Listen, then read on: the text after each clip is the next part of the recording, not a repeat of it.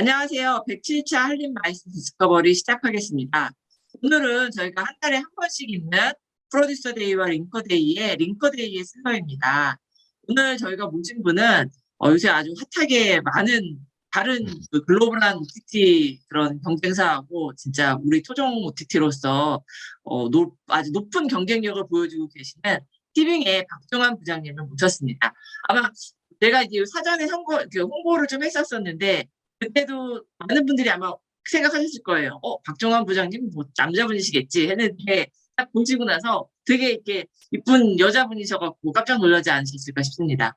오늘 저희 티빙의 박종환 부장님하고는 이기는 OTT 컨텐츠 전략, 그래서 어떻게 국내 컨텐츠들을 티빙에서 잘 소싱을 하셔갖고 그 콘텐츠를 보여주고 계신지 그런 내용에 대해서 한번 들어보도록 하겠습니다. 부장님 인사와 함께 시작해 주시면 감사하겠습니다. 네, 안녕하세요. 저는 티빙의 박종환이라고 합니다. 오늘 이렇게 1시간 정도 함께 이야기를 나눌 텐데요. 아마 제가 홍보를 하기에는 더없이 좋은 이름을 갖고 있는 것 같습니다. 항상 이런 반전의 캐릭터로 보여져서 너무너무 반갑고, 오늘 제가 어떤 즐거운 이야기를 들려드릴 수 있을지, 특히 금요일 저녁에 들려드릴 수 있을지 좀 많은 고민을 했었는데요. 아무래도 요즘 관심이 워낙 높은 OTT다 보니까 아마 좀 즐겁게 들으실 수 있지 않을까, 예, 기대를 해보고 있습니다. OTT 굉장히 요즘 많이 보시죠? 아마 티빙을 아직 안 보신 분들도 많으실 거라고 좀 생각이 드는데요. 오늘 꼭 티빙을 안 보셨다 하더라도 괜찮습니다. 이 시간을 통해서 티빙이 어떻게 이기는 전략들을 펼쳐나가고 있는지 한번 들어주시면 굉장히 좋을 것 같습니다. 네. 아, 젊은 친구들이 티빙에 관심 많더라고요. 티빙을 보는 친구들이 되게 많던데요.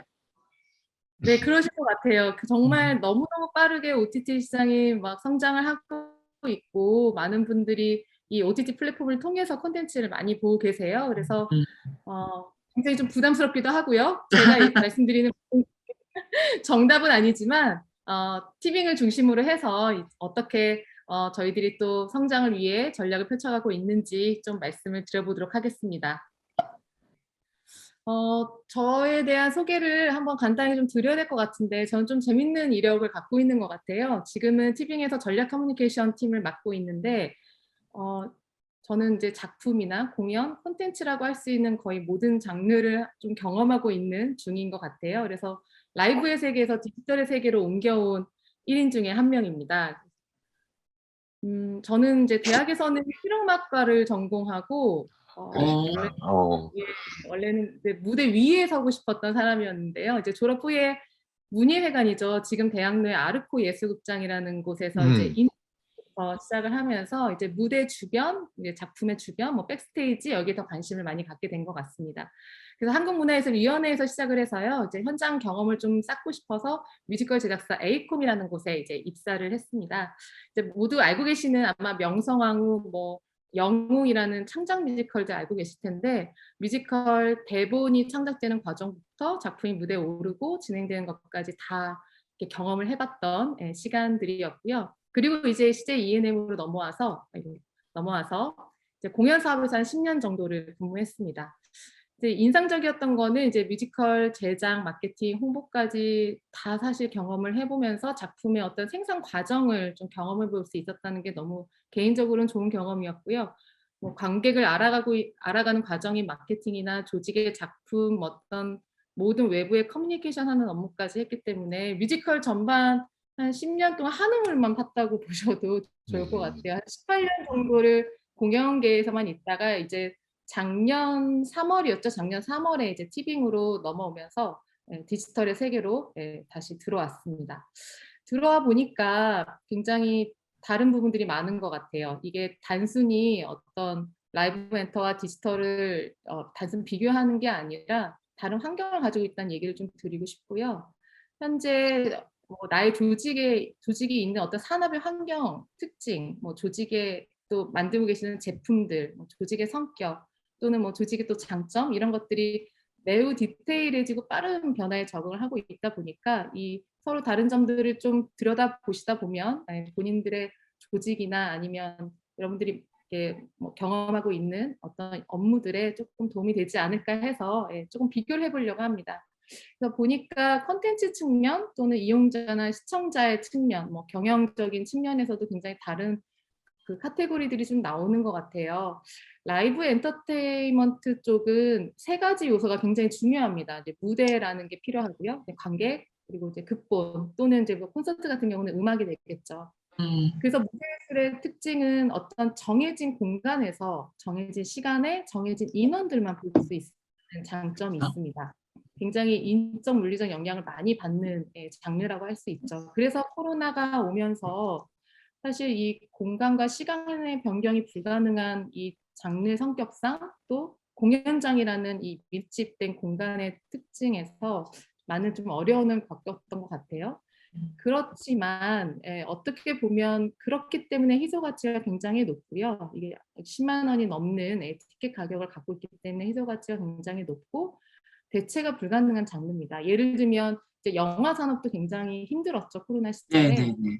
네, 근데 영화는 대체할 수 있는 것들이 TV도 있었고요. 그러면서 성장한 OTT도 있었던 것 같습니다. 근데 이제 라이브 엔터테인먼트 같은 경우는 특히 뮤지컬 같은 경우는 대체할 수 있는 게 없죠. 직접 가서 보지 않으면 볼 수 없으니까 쉬지 않고 공연을 올렸던 게 유일한 장르가 이제 문화 콘텐츠 중에서는 뮤지컬이었었어요. 코로나 시절에도. 그래서 굉장히 대체 불가능하다라는 이거는 굉장히 큰 장점이라고 볼 수 있을 것 같고요.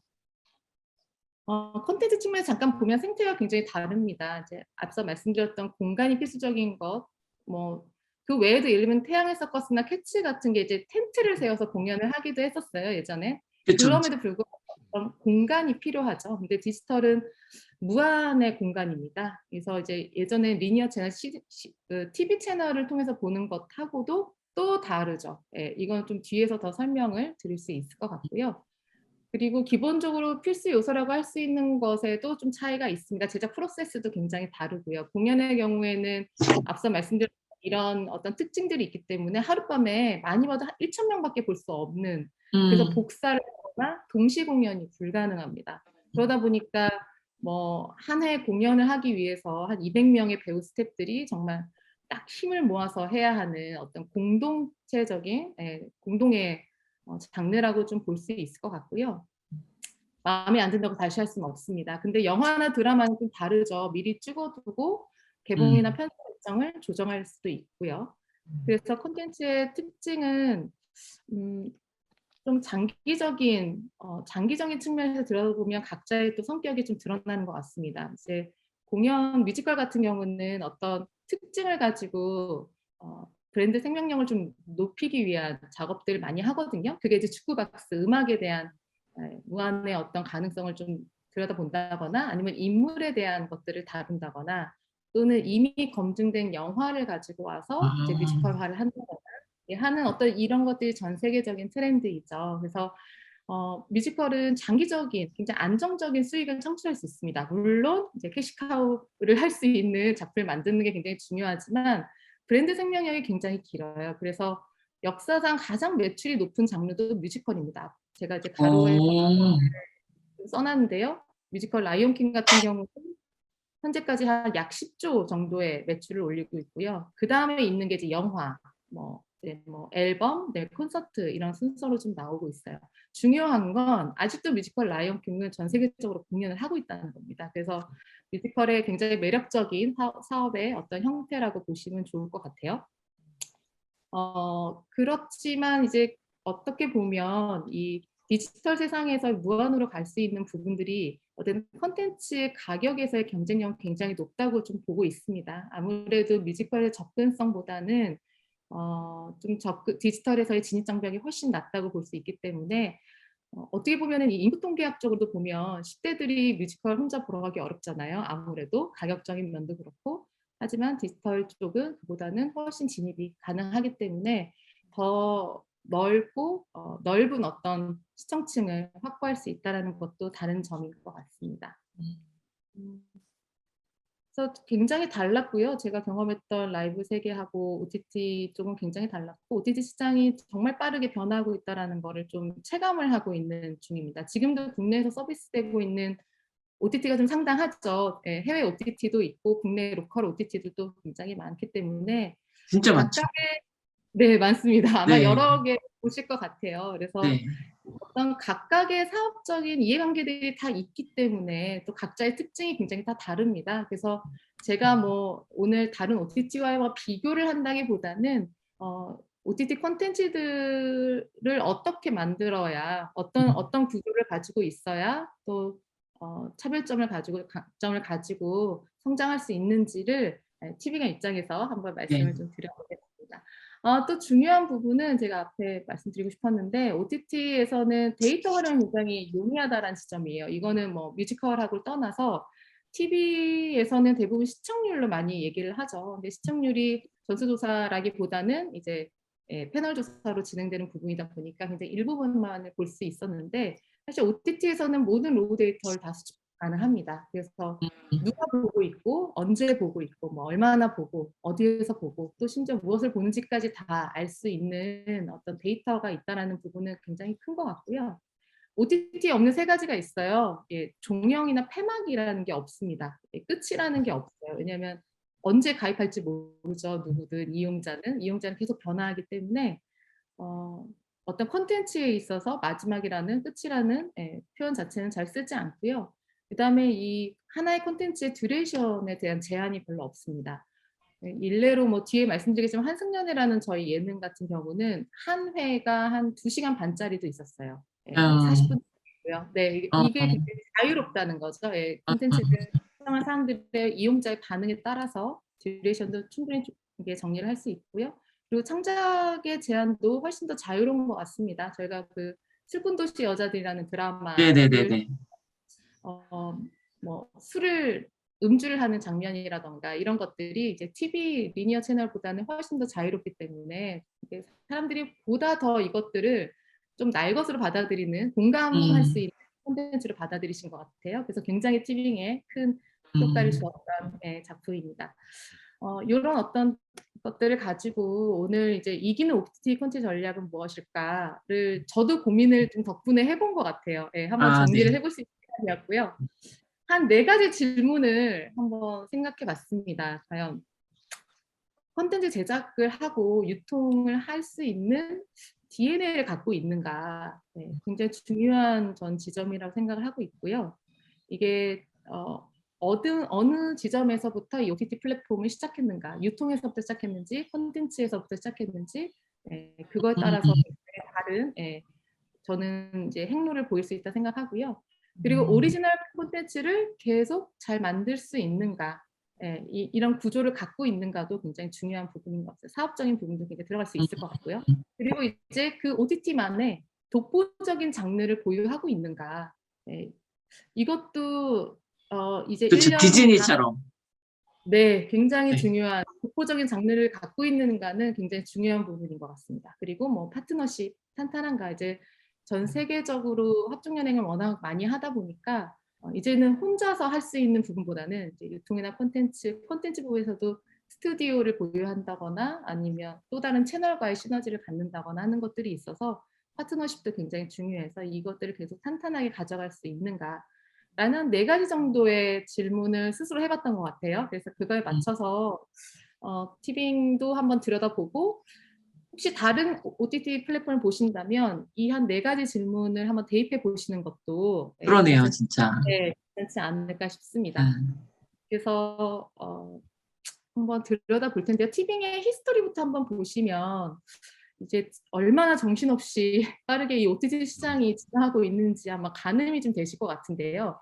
2020년 10월에 이제 티빙이 처음 독립 출범을 했습니다. 원래는 CJ ENM만의 네. 이제 디지털 플랫폼으로 가지고 있었죠. 한 10년 넘게 가지고 있다가 독립 출범을 했고요. 그 앞에 어떤 배경을 또 들여다보면 코로나가 굉장히 컸던 것 같아요. 2014년, 15년에 이제 넷플릭스가 처음 국내 서비스를 시작하고 그 코로나가 시작되던 19년, 19년 20년. 정도부터 19년, 20년 정말 넷플릭스가 급성장하는 또 계기가 됐기 때문에 OTT 플랫폼에 대한 필요성이 이때 좀 많이 나온 것 같고요. 그래서 2020년에 이제 독립 출범해서 2021년 초에 이제 JTBC 스튜디오랑 같이 합작 범위로 또 출범을 했습니다. 이제 텀을 보시면 굉장히 짧은 텀으로 움직인다는 걸 아실 거예요. 그러게요. 네.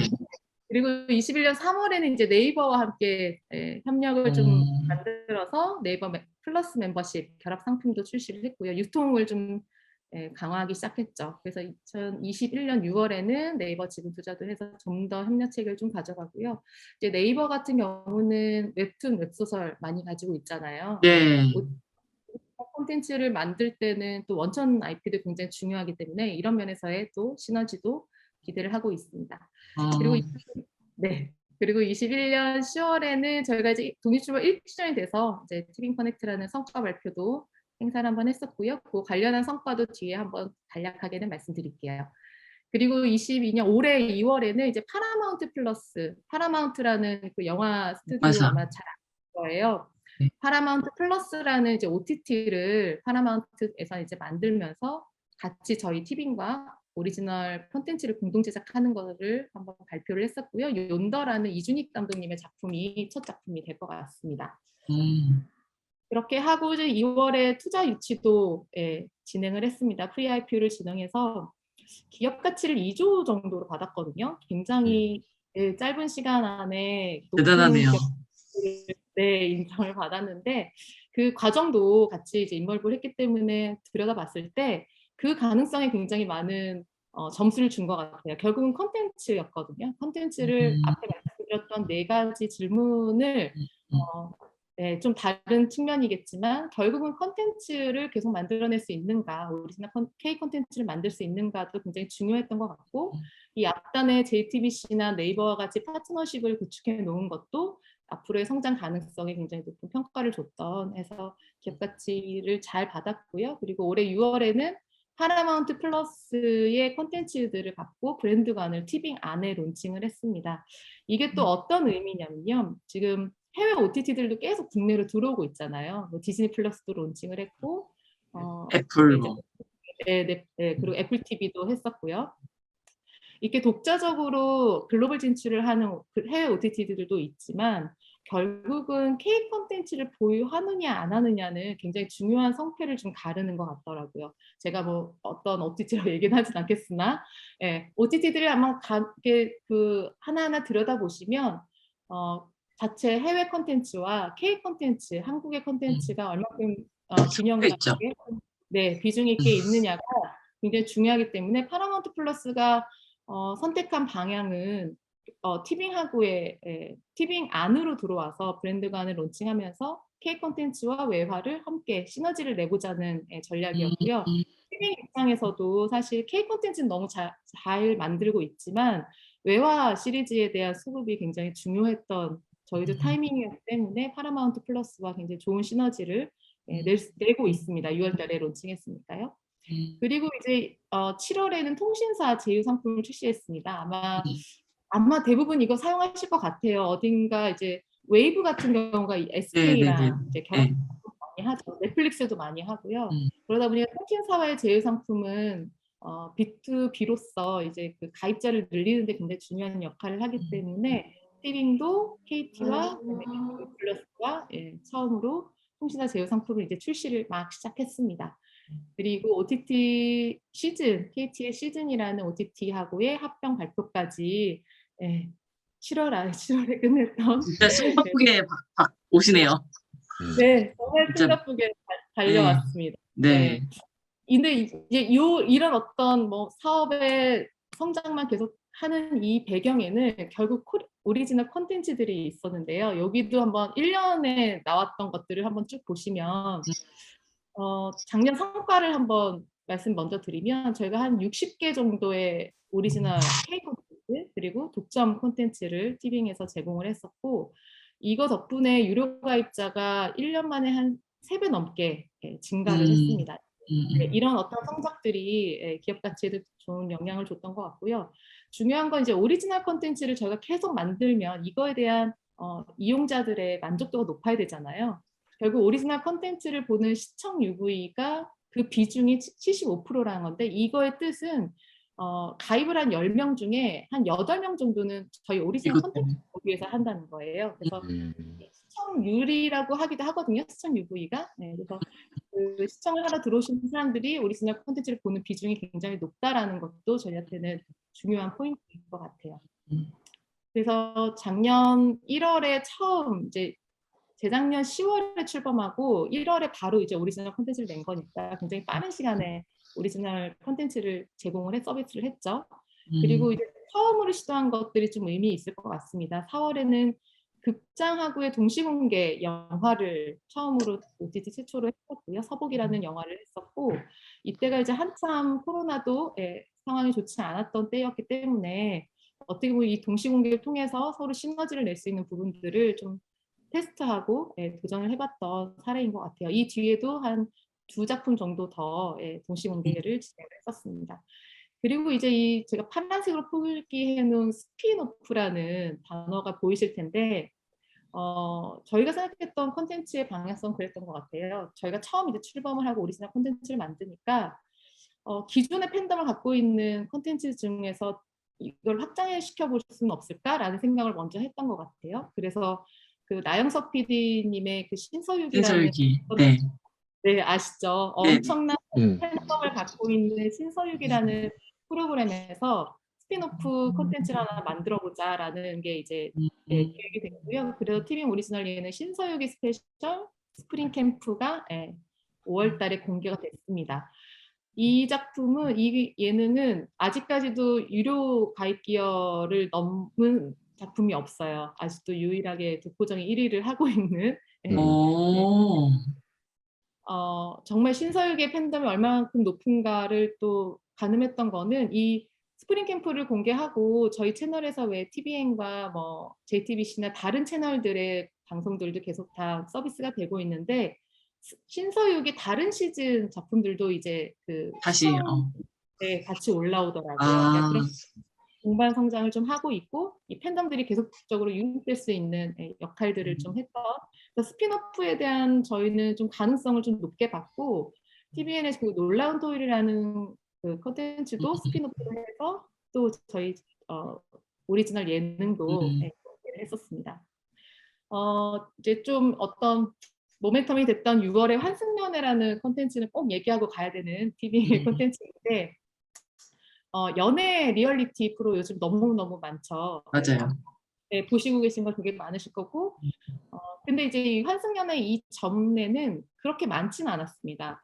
아마 뭐 옛날 그 예능 생각하면 짝이라는 연애 리얼리티부터 시작해서 몇 개 이제 텀을 두고 생겼던 작품들이 있었는데 이제 환승연애가 그 헤어진 커플을 다시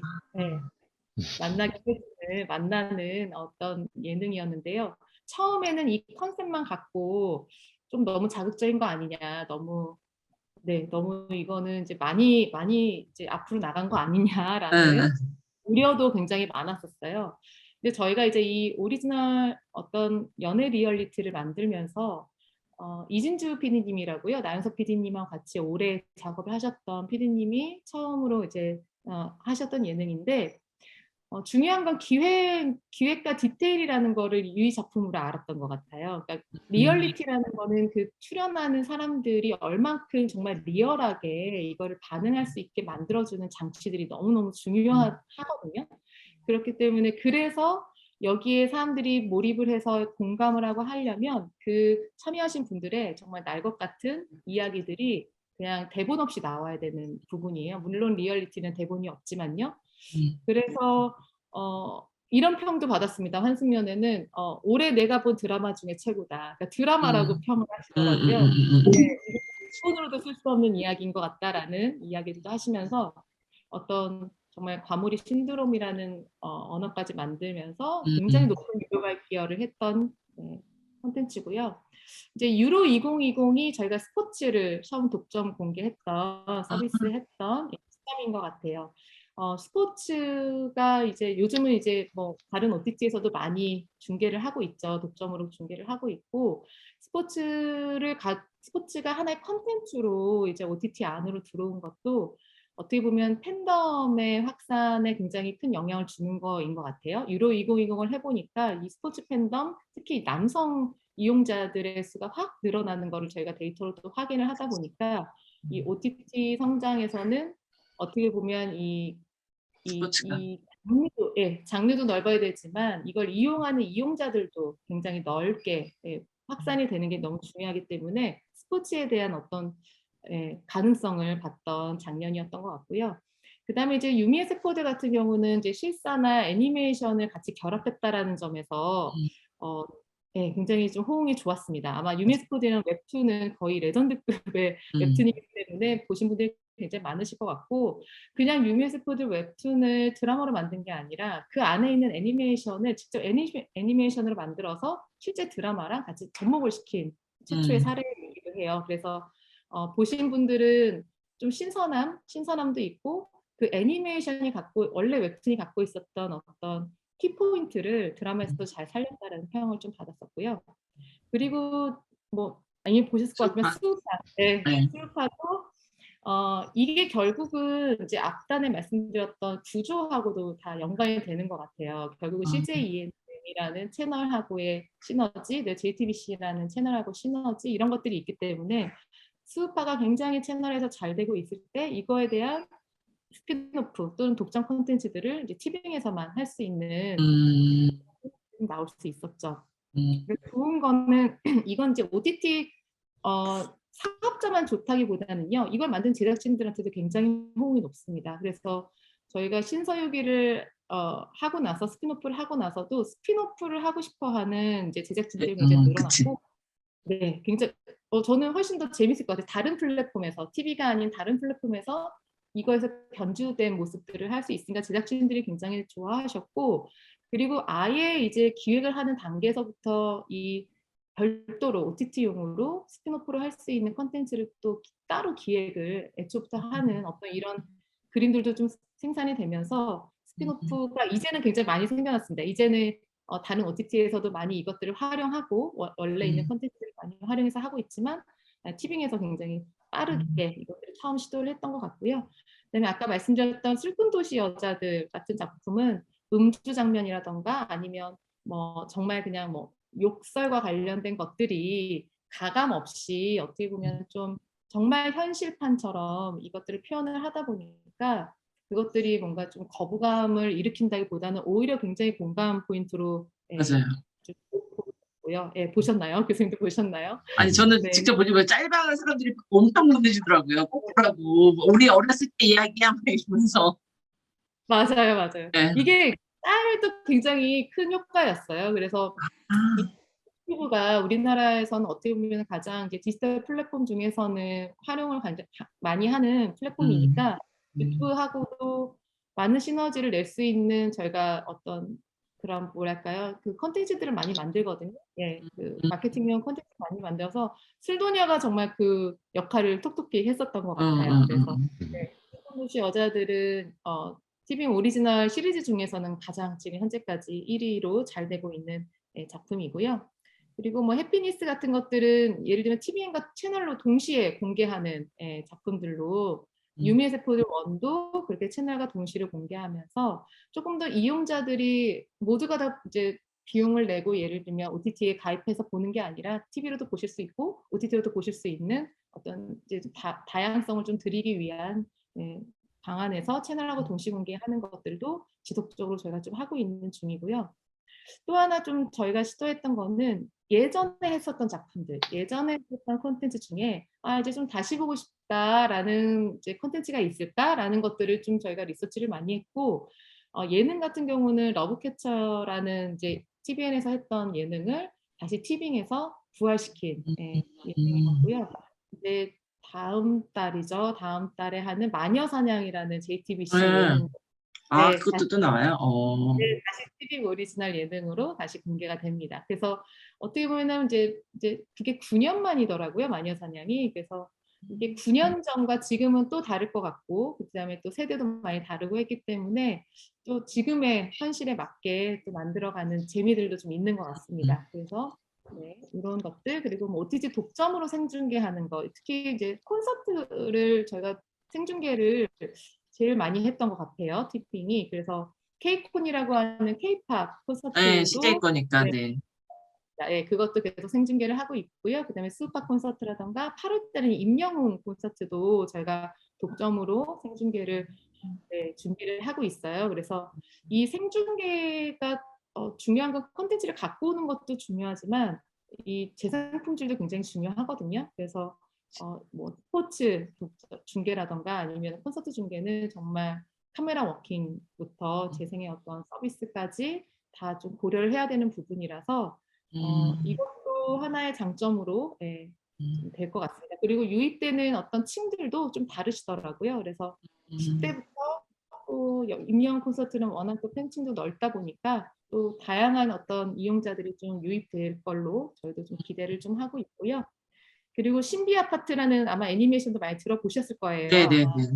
네네, 이것도 티빙 오리지널로 애니메이션 특별판을 또 만들어서 공개를 하기도 했고요. 제일 처음 만들었던 여고추리반을 12월 달에 2로 다시 시즌 2로 공개를 할 정도로 굉장히 빠른 속도로 컨텐츠를 오리지널 컨텐츠를 좀 만들어내서 제가 생각하기에는 국내 OTT 중에서는 가장 많은 오리지널 콘텐츠를 좀 만들어내죠. 만들고 있다고 생각이 들고 결국은 또 K 콘텐츠가 더 높은 호응을 받고 있는 좀 또 요즘에 또 트렌드 안에서는 티빙의 또 오리지널 어떤 이 K 콘텐츠의 경쟁력이 굉장히 높아지지 않았나 점점 또 좋은 점수를 주고 계시는 것 같아요. 그래서 이렇게 한번 훑어보면 티빙의 히스토리가 한 번에 보이셨을 것 같습니다. 네. 그래서 이 오리지널을 이렇게 좀 구구절절 말씀드린 이유는 결국 이 안에 저희들의 전략이 다 들어있거든요. 그래서 그러면서 이제는 스피노프가 이제는 평이해졌고 또 이제 채널과 동시 공개하는 것도 이제 다른 OTT들도 하는 것들 그렇다면 이제 또 우리는 뭐를 어떤 것을 더 또 도전하고 시도할 것인가 이런 거에 대한 고민들을 계속하고 있기 때문에 그 흐름을 한번 보여드리려고 말씀을 좀 드렸습니다. 앞에 제가 DNA라는 말씀을 좀 드렸는데 DNA가 뭘까라고 하실 것 같아요. 참 설명하기 어려운 부분이고 저도 이 단어가 명확할까 생각하면 들지만 티빙은 콘텐츠 기업에서 시작했다라는 게 저희한테는 굉장히 전 장점을 생각하고 있습니다. 결국 콘텐츠로 속을 해야 되기 때문에 그래서 그거에 대한 예를 제가 한번 뭘 할까 하다가 영화 CJ ENM이 영화 사업을 어떻게 해왔었지를 한번 들여다봤어요. 그래서 그 조금 히스토리를 보다 보면 이런 어떤 수업들이 이제 이 DNA로 이제 축적이 되지 않았을까라는 생각이 전 좀 들었고 이제 95년에 보면 한국 영화가 편당 5억이었대요 제작비가. 근데 그 당시에 할리우드는 제작비가 편당 160억이었다고 하더라고요. 굉장히 큰 차이죠. 그래서 95년도에 이제 드림웍스가 막 2,300억 원을 막 투자할 때 사실 CJ 그룹의 자산은 1조 원이었습니다. 거의 4분의 1을 해야 되는 상황이죠. 굉장히 도전적인 과제였던 것 같고요. 1990년대 중반에는 산업이라고 하면 돈을 버는 거라고 생각했고 이제 문화는 좀 돈은 안 되고 좀 뭐 어떤 끼 있는 사람들끼리 하는 거라는 인식이 90년대 중반에는 굉장히 만연했었는데 이 산업이 되려면 규모도 생겨야 되고 그다음에 중요한 어떤 의사결정을 하거나 돈의 흐름도 굉장히 투명해야 하고 투자자들도 수익을 기대해야 되는 어떤 이런 움직임 속에서 CJ는 단순히 영화에 투자하는 것보다는 콘텐츠 사업에 대한 비전을 좀 보고 유통, 뭐 테마파크까지 좀 큰 그림으로 시작을 했던 것 같아요. 그래서 90년대에 어떤 대기업들이 굉장히 많은 거액에 투자를 했었는데 외환위기도 오고 하면서 대기업들이 많이 문화 사업을 포기했습니다. 그런데 98년에 CGV 강변 오픈을 해서 아마 많이들 가셨을 것 같아요. 최초의 멀티플렉스로 하면서 콘텐츠 제작을 계속 투자를 좀 지속을 했었고요. 그래서 25년간 보니까 영화에 투자를 했었더라고요. 그래서 그 결과가 사실 기생충이라고 저는 보고 있습니다. 기생충도 아카데미에 가려면 캠페인이 필요한데 이 캠페인도 굉장히 많은 예산과 인력과 네트워크가 필요한 굉장히 체계적인 프로젝트라고 하더라고요. 봉준호 감독님도 한번 어딘가에 나오셔서 많이 인터뷰를 통해서 이거 하느라 정말 너무 피곤했다, 캠페인하느라 힘들었다라고 말씀하셨는데 어떤 이런 하나 영화가 뭐 칸 영화제, 뭐 아카데미 이런 걸 다 받은 건 64년 만이라고 하더라고요. 그래서 꾸준하게 해왔던 이 투자 그리고 이 어떤 문화 산업에 대한 가능성 비전을 보고서 계속적으로 한계를 좀 왔던 어떤 이 CJ의 DNA는 분명히 있을 것이다. 이 과정 안에 라는 생각이 좀 들고요.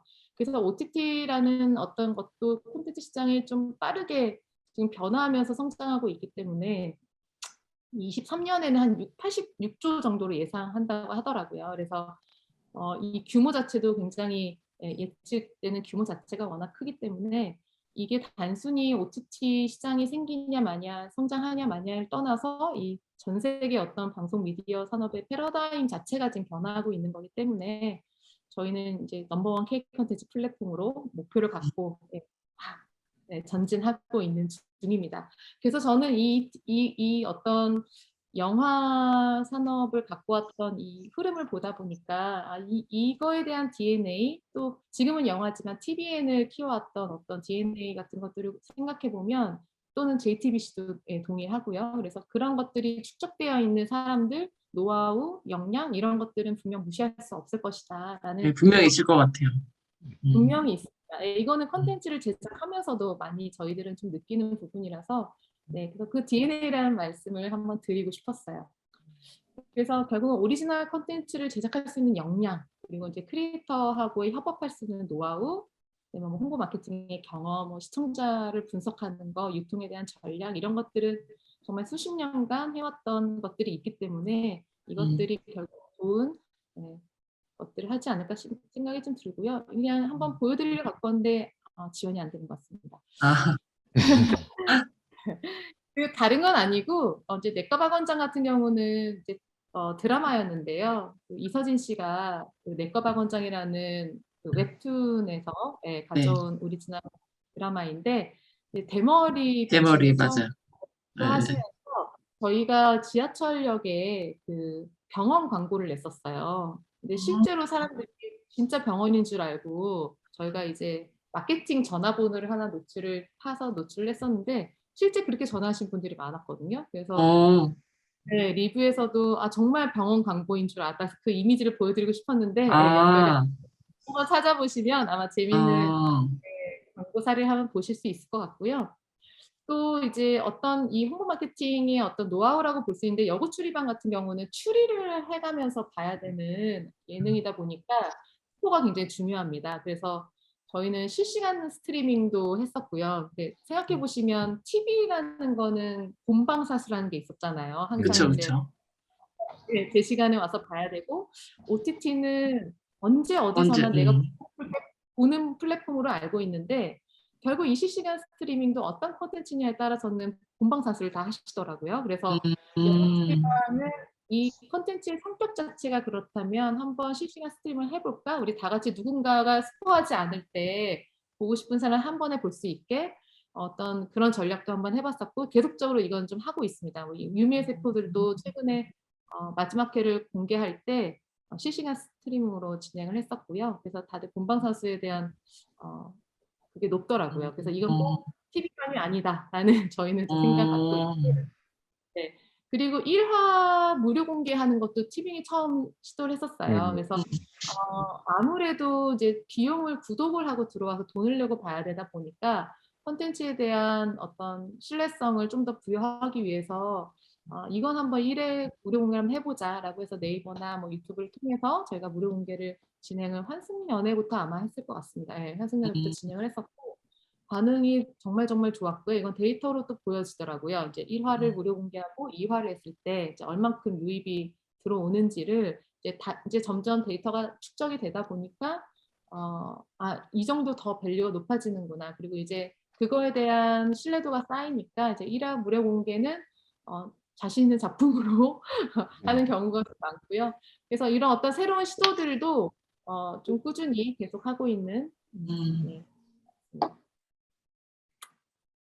그 다음에는 사실 이제 프랜차이즈 IP를 저희는 컨텐츠 전략 중에 가장 중요하다고 보고 있어요. 뭐 여기 보여지는 응답하라 시리즈부터 보시면 이제 시즌 1 때는 60만 시청자 한 60만이었다고 하더라고요. 시즌 2 때 190만, 시즌 3 때 360만까지 올라오면서 팬덤이 계속 양상이 이제 증가하는 거를 봤고 그다음에 슬기로운 뭐 의사생활부터 시작해서 저희가 시리즈물들을 만들기 시작했죠. 지금은 영화가 많죠. 올해 개봉된 영화들 중에 시즌 2 영화가 굉장히 많더라고요. 이제 해외 것도 있고, 예, 국내 것도 있고 하면서 아무래도 이제 볼거리가 또 많아지다 보니까 검증된 것들을 좀 보고자 하는 것들도 있는 것 같고요. 그리고 이제 이런 것들이 어떻게 보면 시즌 1의 성공이 없이는 시즌 2가 없기 때문에 그거 자체가 어떤 작품성이나 대중성을 인정받았다 이렇게 또 볼 수도 있는 부분인 것 같아요. 그래서 저희는 처음부터 프랜차이즈 IP화 하겠다라는 계획을 좀 세웠었고, 그걸 하려면 시즌 1부터 굉장히 더 잘. 거시적인 예, 세워야 됩니다. 그래서 여고 출입반도 사실 그렇게 생각을 했어요. 그래서 시즌 1하고 시즌 2까지 했는데 시즌 2 때 한 2배 정도 시청률이 올랐었고요. 그리고 유미의 세포들도 최근에 이제 예, 마지막 회까지 공개가 됐는데 유료 가입 기어 자스라고 해서 처음 가입을 해서 첫 번째로 보는 컨텐츠를 저희는 가장 유료 가입에 많은 기여를 했다라고 보고 있거든요. 그래서 유료 가입 기여 자스도 한 2배 넘게 예, 상승을 했습니다. 그리고 이제 막 공개해서 한참 하고 있는 환승연애 2는 첫 주 금토일 시청률이 시즌 1 대비 시즌 2의 7배가 높아졌더라고요. 그러니까 이거는 굉장히 저희는 이렇게 좀 긍정적인 신호로 보고 있고요. 이게 시즌제가 이제 아마 늘어날수록 이 앞에 보셨던 응답하라 시리즈처럼 아마 높은 숫자로 올라가지 않을까 이렇게 좀 기대를 하고 있습니다. 그래서 이 프랜차이즈 IP는 좀 기획이 굉장히 중요한 것 같아요. 그래서 여고 추리반 같은 경우는 이제 추리 예능이다 보니까 추리를 할 수 있는 스토리가 좀 무궁무진하게 나올 수 있죠. 어떻게 보면 그치, 예, 그치. 공감도 만들 수 있는 게 있고요. 유미의 세포들은 웹툰이라는 정말 내가 웹툰을 갖고 있다라는 게 저한테 너무 큰 힘이고 그거에 대한 히스토리가 이제 많기 때문에 그리고 그 안에서 유미의 세포들 웹툰 자체가 이 남자 주인공이 계속적으로 바뀌면서 이 여자 주인공의 성장 스토리를 보여주는 거다 보니까 드라마로서 표현하기에도 굉장히 좋은 시즌제로 가져가기 너무 좋은 콘텐츠인 것 같습니다. 한승연애도 똑같죠. 일반인들이 나오는 거다 보니까 어떻게 보면은 이 컨셉만 주고 나머지는 이 출연자들에 의해서 다 이루어지는 정말 드라마라서 이것도 시즌제로 충분히 가능한 부분인 것 같아요. 이런 연애 리얼리티는 지금 다른 OTT에서도 시즌2로 많이 준비하고 네, 계시는 것 같아요. 맞아요. 포맷 자체가 워낙 좋기 때문에 좋은 것 같습니다. 환승연애 같은 경우는 해외 이제 저희가 다 해외 판매들도 하고 있는데 해외 이제 콘텐츠 판매도 하고 있는데 환승연애 반응도 굉장히 좋더라고요. 그러니까 이제 해외는 사실 더 많은 어떤 컨셉들을 갖고 있잖아요. 연애 네, 리얼리티 그쵸. 훨씬 더 자극적이기도 하고 좀 개방적이고, 예. 네. 것들을 하는데 이제 뭐 그냥 정말 뒷이야기로는 정말 헤어진 남녀 커플까지 모을 줄 몰랐다. 아, 이런 이야기들을 하실 정도로 그 컨셉 자체 굉장히 잘 뽑았다고 저희는 보고 음, 있고 중요한 거는 컨셉만 있으면 안 되거든요. 이제는 뭐 출연자들에 대한 그러니까 출연을 원하는 일반인들도 굉장히 많아졌고 그리고 개방되어 있고 그리고 이제 촬영을 하는 기술들도 이제 많이 좋아졌기 때문에 뭐 비슷한 어떤 때깔이라던가 뭐 비슷한 어떤 촬영 기법 이런 것들은 이제 다 할 수 있는 부분인 것 같아요. 그렇다면 어떤 걸로 차별점을 가져가야 되냐라고 봤을 때는 물론 좋은 출연자들을 찾는 것도 굉장히 제작진들의 노하우가 필요할 것 같고요. 두 번째는 그 안에 장치들을 어떻게 넣느냐일 것 같아요. 그러니까 결국은 이분들이 카메라를 의식하지 않고 실제 그 안에 몰입할 수 있게 만들어주는 현장도 굉장히 필요할 것 같고요. 그리고 저는 이 컨셉이 공감을 이렇게 사람들이 과몰입을 할 정도로 공감을 얻었다라고 보는 포인트 중에 하나는 누구나 다 사랑과 이별은 경험을 했었잖아요. 그래서 모두가 공감할 수 있는 키워드가 딱 명확하게 있으니까 여기에는 부부가 같이 봤다는 이야기도 너무 많고요. 이 콘텐츠는 부부가 함께 보기도 하고 연인이 함께 보기도 하고 서로 같이 떠들면서 볼 수 있는 왜냐면 뭐 이 경험들은 누구나 다 있기 때문에 서로 대입을 해볼 수 있는 거죠. 그래서 새로운 사랑을 찾는 게 아니라 이게 그런 면에서 공감을 굉장히 줄 수 있는 컨텐츠라서 보신 분들이 절대 자극적이거나 뭔가 거부감을 느끼기보다는 좀 대입해서 많이 보시는 것 같아요. 그래서 최근에 뭐 시상식 같은 데에서도 작품성으로는 많이 수상도 했던 컨텐츠입니다. 그래서 결국은 이 프랜차이즈 IP화하기 위해서는 기획 단계부터 이제 디테일한 것들이 필요하지 않을까. 그리고 소재에 대한 발굴도 굉장히 중요하다라고 저희는 좀 보고 있습니다. 제가 아까 독보적인 장르가 필요하다고 말씀을 드렸었는데요. 저희는 결국은 예능으로 보고 있어요. 왜냐하면 밑에 쓴 것처럼 저희가 지금까지 예능 에피소드 그냥 환승연애가 예를 들면 12개짜리면 그 에피소드 하나하나를 해서 총 따져보니까 한 200개 정도가 되더라고요. 그리고 2022년 하반기만 해도 제가 한 7개 정도의 이제 7편 정도의 예능을 좀 공개할 예정이고요. 그래서 2년 만에 저희가 한 25편이고 한 매월 평균 1개 정도는 신규작을 계속 공개를 했었으니까 굉장히 많은 물량을 좀 내긴 했습니다. 여기에는 사실 예능이라는 게 어떻게 보면 가성비도 좋을 수 있고요. 그리고 이게 드라마나 시리즈나 영화보다는 훨씬 더 기획이나 소재가 더 중요한 장르라고 저는 생각을 하고 있거든요. 그래서 이 기획을 할 수 있는 역량이라던가 아니면 이 소재를 계속적으로 디벨롭할 수 있는 게 없다면, DNA가 없다면, 솔직히 없다면은 예능은 참 만들기 어려운 장르인 것 같아요. 그래서 다른 OTT 대비 예능이 아마 다른 오리지널들이 많이 없다는 걸 아실 거예요. 아마 아실 거고 독보적으로 지금 티빙이 예능 콘텐츠는 많이 지금 제작을 하고 있고 좋은 점은 그런 것 같아요. 그 OTT에서는 이제 신규 유료 가입자를 모집하는 것도 너무 중요하지만 이미 들어오신 분들에게 계속 머물 수 있도록 하는 것도 너무 중요하거든요. 예, 이제는 뭐 가입과 해지가 너무 자유롭고 구독을 해야 될 것도 너무 많아졌기 때문에 들어오신 분들을 계속적으로 만족시켜 드릴 수 있는 서비스를 하는 게 저희한테 너무 중요한 부분이에요. OTT에서는. 그러다 보니까 물량적인 부분들도 굉장히 필요하고요. 되게 다양한 장르들도 필요합니다. 그래서 예능 같은 경우는 에피소드로 되어 있기 때문에 단편으로 보기도 좋고요. 대부분이 뭐 드라마처럼 연결되어 있는 게 아니잖아요. 그래서 그런 단편 에피소드별로 소비할 수 있어서 짧은 시간 안에 좀 사람들이 머물 수 있는 가능성들을 좀 많이 주어서 리텐션 효과에 좀 좋은 영향을 좀 주고 있는 것 같고요.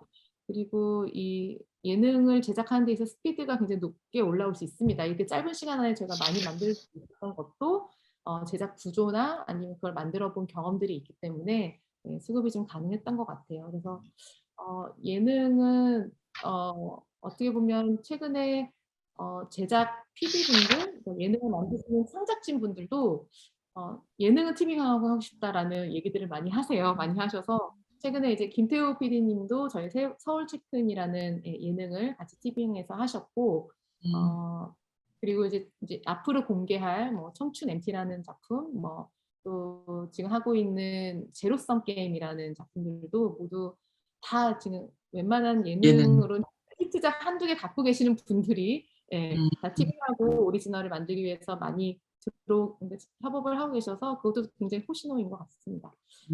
그래서 결국은 변주하고 얼마큼 다양성을 갖고 가느냐가 저는 좀 관건이라고 좀 보고 있고요.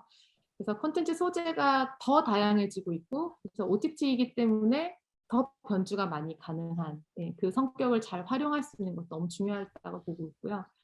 편성이 정해져 있지 않기 때문에 편성이 굉장히 자유롭기 때문에 언제 오픈할지 아니면 이거를 한 번에 2회, 3회를 오픈할지 하나를 할지 이 한 편을 60분짜리 2시간짜리 만들지 모든 것들이 가능하기 때문에 창작자들한테는 너무너무 즐거운 플랫폼이라고 생각이 듭니다. 그래서 그렇기 때문에 다양한 취향을 가진 이용자분들이 많이 OTT를 이용하시는 것 같고요. 왜냐면 본인이 어떤 공급자가 주어진 것들로만 하는 게 아니라 끊임없이 소통하면서 이용자들이 원하는 것들을 계속 저희가 사업자들이 만들어야 되는 이런 것들이 좀 가능하기 때문에 OTT를 좀 많이 이용을 하시는 것 같고요. 그리고 원천 IP를 활용해서 그 어떤 라이프타임을 계속 확장하는 것도 OTT에서는 더 활발하게 좀 이루어질 것 같습니다. 그래서 인기 웹툰들이 이제 워낙 많이 드라마나 뭐 영화로 많이 만들어지고 있지만 앞으로는 더 활발해질 것 같고요. 특히 웹툰 같은 경우는 우리나라에서 처음 시작된 거잖아요. 웹툰이라는 장르 자체가. 네, 그래서 웹툰 시장 자체는 글로벌로도 지금 엄청 확대되고 있기 때문에 K 콘텐츠를 만들기에 웹툰을 보유하고 있는 이 나라라는 거는 굉장히 큰 메리트가 아닐까 이런 생각이 좀. 그래서 스핀오프라던가 독점을 공개한다거나 아니면 장르를 좀 다양한다거나 하는 것들이 OTT 플랫폼들이 모두 다 고민하고 있는 전략이고요.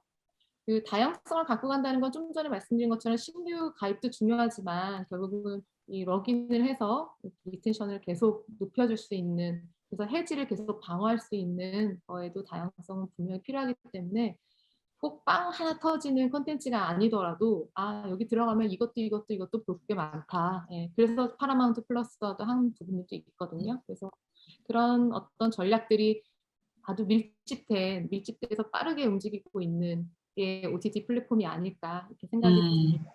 네. 그래서 저는 준비한 거는 여기까지예요. 네, 여기까지고. 너무 잘 들었습니다. 저희가 네, 몰랐던 내용들인데, 그러세요? 너무 다 자세히 설명을 해주셔갖고, 네. 저희가 하고 있는 마이스 산업 같은 경우에는 저희는 사실 컨텐츠는 갖고 있지만, 저희가 컨텐츠를 막 유통을 한다라기보다는, 일종의 아까 말씀하셨던 뮤지컬이나 라이브 이벤트? 네. 저희가 국제회의라든지 이런 행사를 만드는 회사들이 많다 보니까, 제가 티빙의 이 이야기를 쭉 네 가지 관점에서 말씀해 주신 이야기들을 들으면서, 저희도 이제 비대면 경제 되면서 온라인으로 행사를 하는 방식도 다 바뀌고 이렇게 되면서 우리의 수익 모델을 어떻게 창출할 것인가 이런 거에 대한 고민이 되게 많은데, 티빙과 같은 형태도 우리도 고민해 볼 필요가 있지 않을까라는 생각이, 저는 또 자칫 또 티빙에서 EBS 방송이 있는 것처럼 우리가 만들어내는 또 되게 많은 이런 교양에 해당하는 그런 콘텐츠들 진짜 좋은 내용이 많거든요. 어떻게 생각하면 해외에서 막 어떤 경우에는 막 몇 억씩 내고 읽고 와서 연설을 듣는 분도 계신데, 그냥 거기 모인 사람들만 듣고서는 저희는 끝인 경우가 많은데, 그런 것들도 좀 같이 해볼 수 있지 않을까라는 생각 좀 해봤고, 제가 질문으로 하나 드리고 싶은 거는, 이 되게 다양한 막 OTT가 되게 많고 여러 가지 이제 제안하는 사람들도 되게 많을 텐데, 우리 요거를 우리 이번에 가져가자, 이렇게 누군가 의사결정을 하시는 분은 이제 가장 중요하게 보는 게 뭘까 하는. 네. 당연히 그 콘텐츠 사업을 하시는 부서도 따로 있고 그걸 또 담당하시는 저희 CMO 분도 따로 계시고 한데요. 그런 것 같아요. 결국 우리 플랫폼을 얼마큼 알고 있느냐가 중요한 것 같습니다. 우리 플랫폼을 이용하는, 우리 OTT를 이용하는 사람들이 누군지를 알아야 그분들에게 맞는 콘텐츠를 갖고 오거든요. 저희는 20, 30대 여성층이 굉장히 높아요. 티빙 현재 여성 이용자가 훨씬 더 많고요. 그러다 보니까 20, 30대 또는 20대부터 40대까지 여성분들이 좋아하는 콘텐츠에 대한 거는 굉장히 열려 있을 수밖에 없습니다. 그분들에게 맞는 콘텐츠를 발굴하는 것도 너무너무 중요하고요. 아까 말씀드린 것처럼 그렇지만 계속적으로 이용자의 범위를 넓혀가는 건 또 저희의 또 숙제이기 때문에 스포츠라던가 또는 뭐 콘서트라던가 또는 제가 마지막에 보여줬던 포스터 중에 보시면 이렇게 장르물들을 저희가 또 했었거든요. 돼지의 왕이나 괴이나 뭐 이런 장르물들을 또 만들면서 여기에서 유입될 수 있는 어떤 분들, 이용자들의 폭을 좀 넓혀가는 작업들을 해요. 그래서 굉장히 전략이 하나로만 가져갈 수는 없을 것 같아요. 콘텐츠를 수급하거나 만들 때 뭐 굉장히 여러 가지의 어떤 단계들을 좀 가지고 다양한 장르들을 좀 고루고루 가져올 수 있는 방안들로 저희는 콘텐츠를 좀 짜고 있는 중입니다. 또 하나 제가 여쭤보고 싶은 거는, 아까 이제 데이터 이야기 해주셨잖아요. 라이브 이벤트는 사실 정확한 데이터가 없지만 이런 경우에는 정확한 데이터가 나온다라고 얘기해 주세요. 이제 뭐 PD라고 하시는 분들이 계시면 작품에 대해서 많이 하실 텐데, 그러면 이제 실제 티빙 플랫폼에서 나오는 데이터를 분석하는 팀이 따로 있을 테고, 또 그분들이 막 실시간으로 정보를 주시는 거예요? 아니면 기획하는 분들이 그거를? 저희는 이제 따로 팀이 있고요. 데이터 팀이 있고요. 매일매일 작품마다의 데이터를 모두에게 공유해 줍니다. 매일매일. 주간으로 이제 전체적인 어떤 뭐 가입자 수라던가 뭐 어떤 그런 것들은 주간 시청률 단위로 뭐, 네. 네. 그리고 오리지널 콘텐츠에 대한 것들은 그것도 주간 또는 뭐 공개한 지 얼마 안 된 작품들은 거의 매일매일 체크를 같이 해나가고 있고요. 또 같이 볼 수 있는 그 것도 있습니다. 아예 데이터를 페이지가 있어서. 네, 모두가 같이 들여다볼 수 있는 툴들도 좀 마련되어 있어서 특히 티빙은 저희 대표님이 그런 방향이시긴 한데 모두가 다 데이터를 볼 줄 알아야 하고 그러니까. 데이터 해석할 줄 알아야 한다고 생각하시기 때문에 데이터는 굉장히 많은 양들이 전 직원들에게 공유되고 있는 회사예요. 그렇군요. 저희 이병인 전무님이 질문하시려고 카메라를 켜신 것 같아요. 이병인 전무님 먼저 질문을 받아보도록 하겠습니다. 마이크 켜시고 말씀해 주세요. 네, 안녕하세요. 네. 목소리 네, 잘 들립니까? 들립니다. 네네네. 오늘 굉장히 좋으신 분을 이렇게 초청해 주셔서 감사하고요. 내용도 아주 잘 들었습니다. 궁금한 게 한 4가지 정도가 있어요. 많으시네. 우선 제일 궁금한 것이 첫 번째로 이 대부분 OTT나 이런 방송들이 우리로 치면은 B2C인데 사실은 B2C 중에서도 엔터테인이나 이런 쪽으로 치중하고 있단 말이죠. 그래서 이제 저희들 같은 경우에는 B2B인 이런 거를 어떻게 하면 이런 OTT하고 연결을 할 것인가에 대해서 고민을 많이 했어요. 그래서 뭐 드라마를 찍어야 되나, 뭘 제작비를 최소한 뭐 2-3번 정도의 제작비를 대면은 나머지는 시청률에 따라서 뭐 이렇게 스폰서가 붙는다고 해서 그런 것도 기획을 해보고 뭐 여러 가지 아이디어를 내봤는데 한 번도 성공하지 못했거든요.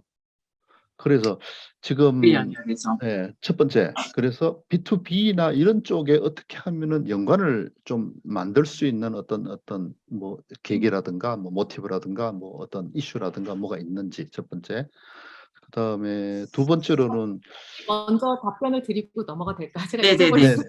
네. 네. 최근에 OTT들도 이제 너무 성장하고 있고 경쟁이 심화되다 보니까 사업적인 어떤 또 다른 전략들을 많이 고민하고 있는데 그중에 하나가 광고 사업이에요. 그러니까 이제 지금은 구독해서 돈을 내고 들어오기 때문에 여기서 내가 유튜브처럼 광고를 보게 할 수는 없기 그렇죠. 때문에 구독료죠. 저가의 어떤 상품을 통해서 저가의 구독료를 통해서 광고를 넣는 작업들을 넷플릭스는 이미 공표를 했고요. 광고 하겠다라는 걸 공표를 했고 티빙도 같이 검토를 하고 그러니까 대부분 아마 다 검토를 하고 있을 것 같습니다. 그래서 광고는 단순히 이제 광고의 삽입뿐만 아니라 어떤 컨텐츠로서 하는 것들도 충분히 저는 열려 있다고 생각하고요. 그것들은 앞으로는 아마 B2B 측면에서 콘텐츠화하는 것들 그리고 광고를 통한 어떤 협업들이 훨씬 더 활발해질 겁니다. 그건 저희 OTT 입장에서도 필요한 부분이기 때문에 아마 B2B 쪽으로는 더 확대될 거예요. 이제까지는 B2C가 맞는데요. B2B는 확실히 확대가 될 겁니다. 네. 네, 고맙습니다. 이게 4번째 질문하고도 관계가 되는 거여 가지고 먼저 물어봤고요. 그다음 두 번째로는 지금 티빙으로서 출발한 지가 한 2년 정도밖에 안 되었다고 아까 봤거든요. 맞죠? 네네, 맞습니다. 네네네, 맞죠. 티빙이라는 타이틀이 굉장히 오래된 듯한 그런 인상을 받고 있는데 2년밖에 안 됐으면서도 저렇게까지 성공을 할 수 있겠는가. 그래서 TV 틀면은 밑에 메인 배너에 보면은 뭐 BTV, 티빙, 뭐 웨이브, 뭐 맞아요. 그 핵심 주력 어떤 저걸로 홍보 채널? 자막으로 홍보 채널로 뜬단 말이죠. 야, 2년 만에 이렇게 성공을 할 수 있는 어떤 요인 한 두 비결. 가지만 비결. 그렇죠. 비결. 2가지만 딱 말씀을 해 주시면 좋겠네요. 네. 비결 너무 어려운데요. 저희도 그거 너무 알고 싶고 근데 이제 제가 오늘 말씀드렸던 어떤 컨텐츠를 빨리 잘 오랫동안 안정적으로 만들 수 있을까에 대한 거에 대한 답이 있는 것 같습니다. 티빙은. 네, 그래서 어떻게 보면 이미 티빙 내부에 말고 저희는 이제 CJ ENM, JTBC, 뭐 스튜디오 드래곤 이런 어떤 이미 콘텐츠를 열심히 생산하고 있는 곳들이 많은 인력과 많은 프로세스들이 이미 다 정립이 되어 있었기 때문에 이게 빠르게 티빙으로 이식해 올 수 있었지 않았나라는 생각이 좀 들고요.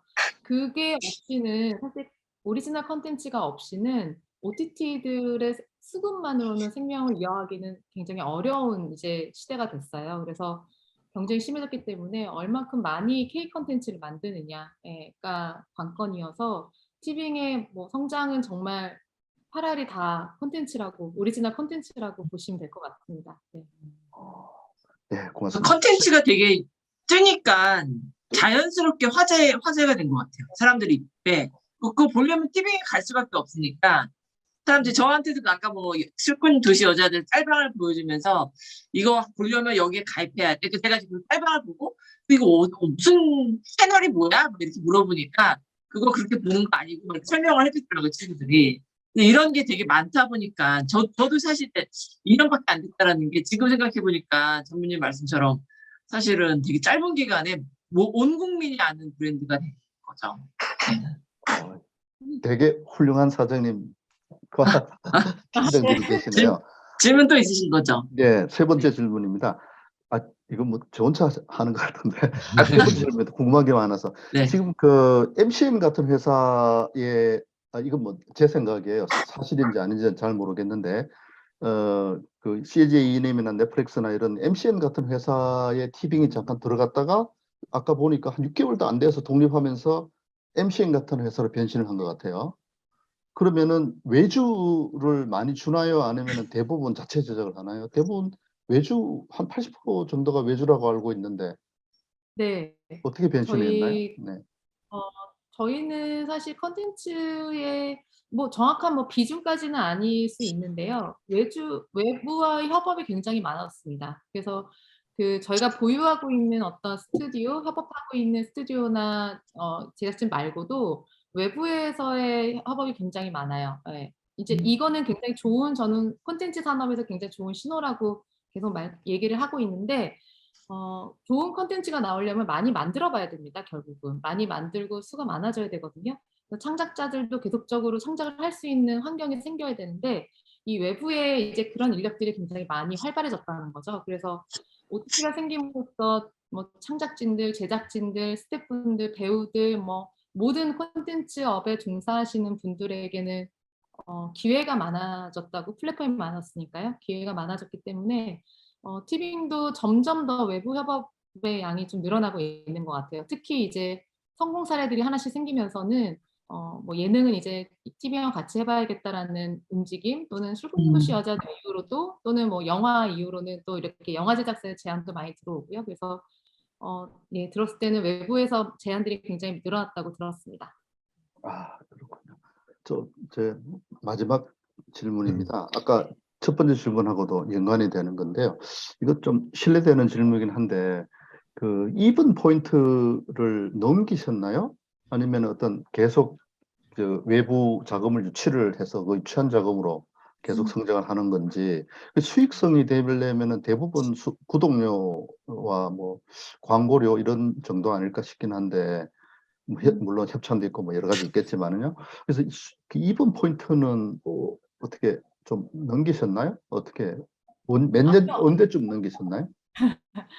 저희는 아직 이제 출범한 지 2년이 이제 채 안 됐고 그리고 지금은 콘텐츠 투자를 해야 되는 저희는 타임이라고 보고 있어요. 그래서 처음에 작년에 얘기할 때 내년까지 한 4천억 정도는 콘텐츠 투자를 하겠다라고 얘기를 이미 했기 때문에 4천억. 지금은 네, 수익성은 이미 저희는 생각하지 않고 물론 어느 회사든 수익성은 너무 이제 앞으로 당연히 그거에 대한 고민은 교수님 말씀처럼 하고 있지만 현재 시점에서는 예, 지금은 투자가 더 중요한 타임이다라고 생각하고 있고요.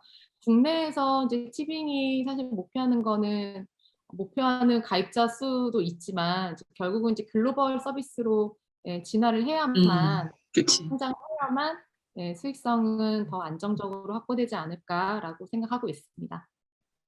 네, 감사합니다. 감사합니다. 4천억. 네. 황 교수님도 혹시 질문 있으세요? 뭐 아니, 이거는 조금 뭐, 좀 다를 수도 있는데, 지금 우리나라가 이제 OTT 시장 포함해서 여러 가지 채널이 다양해지고 그렇잖아요. 근데 제가 항상 CNN과 비교를 많이 해보는데, 그냥 항상 보면, 뭐랄까요, 사회적 가치나 명분 이런 거가 뭔가 자기들이 어젠다가 있고, 뭐, 최근에 들어보면 뭐더라, 뭐, 아프리카 쪽 얘기를 하고, 뭐, 이렇게 하거든요. 근데 저는 이제 우리나라 이렇게 방송들을 보면 너무 이렇게 막 확장하고 막 이러다 보니까, 뭐 그게 자극적일 수도 있는데, 물론 뭐 되게 고마운 점도 많죠. 저는 수우파를 보면서 너무 감동했어요. 야, 저런 부분도 이렇게 되는군 했는데, 혹시 그런 부분에서 뭐 사회적 가치랄지, 혹시 그런 거 내부적으로 좀 생각하는 게 좀 있습니까? 그런 게. 이게 좀, 어, 예, 네, 당연히 생각해야 되는 부분이라고 생각하고요. 이제 어떤 예, 서비스를 제공한다라는 거에는 누구에게나 공평하게 사실 제공되어야 하는 거기 때문에 음, 사실 티빙은 서비스 개선에 대해서는 뭐 사회적인 뭐 가치까지 당연히 해야 되는 업이라서, 네, 뭐 예를 들면 자막이나 뭐 자막 서비스라던가 베리어 프리 같은 것들은 음, 저희도 올해 안에는 이제 서비스를 진행할 거거든요. 그래서 음, 이 플랫폼이 성장할수록 이거를 이용하는 모든 사람에게 평등하고 공정하게, 예, 서비스 되어야 한다라는 거가 기본적으로는 이제 빨리 실현이 저희는 만드는 게 우선일 것 같고요. 이제 CJ E&M 차원에서는 ESG 경영에 대해서 많이 고민을 하고 있기 때문에 같이, 음. 예, 어떤 가치들을 좀 만들어낼 수 있을까는 이제 논의를 막 하고 있는 예, 단계입니다. 예, 예. 이게 상당히 그 부분이 좀 앞으로는 좀 중요할 것 같고, 좀 장기적으로 그 부분, ESG나 이런 부분이 좀 강조되는 것이 좀 중요할 것 같다는 생각이 좀 들긴 하네요. 예, 예. 너무 아유, 고맙습니다. 너무 감사합니다. 제가 이제 그 약간 그냥 개인적으로 궁금해서 한 음, 가지, 마지막 한 가지인데, 근데 그 아까 부장님 처음에는 그런 뮤지컬이라든지 오프라인에 관련된 일을 하시다가 지금 온라인 넘어오셨다고 하셨는데, 이 둘의 이 성격이 되게 다르지 않나라는 생각이 전 좀 들면서 어느 게 정에 맞으신지. 너무너무 다르고요. 네. 너무너무 다른데, 근데 뭐가 더 맞다기보다는 이제 좀 개인적인 성향 자체가 뭔가를 막 이렇게 시도해보는 걸 워낙 좋아하다 보니까, 음, 어느 한쪽이 막 좋다라기보다는 뮤지컬은 그 사람이 주는 그 날것의 감동. 감정, 예, 네. 날것의, 그거는 무엇과도 대체할 수 없는 부분인 것 같아요. 내 음, 눈앞에서 벌어지고 있는 이 퍼포먼스는 이게 사람이 할 수 있는 모든 한계를 다 극복해가면서 하는 음, 2시간 반의 라이브잖아요. 그래서 네네. 이거는, 네, 저는 어디와도 이제 대체가 안 된다. 네, 생각을 하고 매력적인 장르라 생각하고요.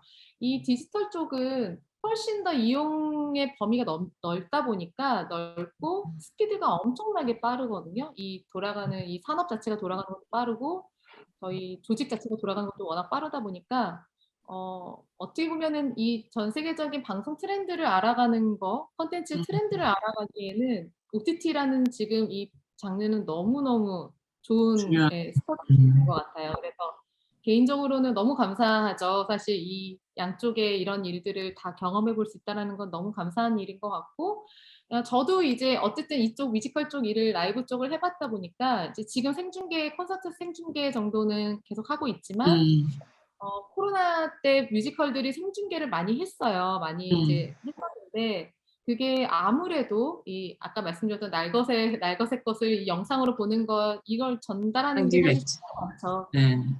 그래서 어쨌든 이 라이브 엔터 쪽이 디지털화되는 어떤 방법들이, 예, 기술적인 거든 뭐든 이것들이 좀 이렇게 옮겨올 수 있는, 또는 같이 시너지를 낼 수 있는 방안들이 음, 뭐가 있을까? 이거는 개인적으로 좀 해보고 싶은, 예, 그러네요, 진짜. 그런 네. 것 같습니다. 네. 오늘 긴 시간 너무 감사드리고요. 저희 마이스 아, 산업에도 되게 시사점이 많은 것 같아요. 좀 마지막에 해주신 말씀도 되게 시사점이 많을 것 같고, CJ의 이 컨텐츠에 대한 투자에 대해서 나 진짜 개인적으로 감동을 받게 되는 것 같습니다. 이제 이렇게까지 해야지 언젠간 티빙이 뭐 넷플릭스나 디즈니 못지않은 그런 글로벌 OTT가 되지 않을까라는 생각을 해보게 됩니다. 네, 오늘 긴 시간 감사했습니다. 예, 수고하셨습니다. 예, 감사합니다. 고맙습니다. 예, 네. 고맙습니다. 예. 수고했습니다.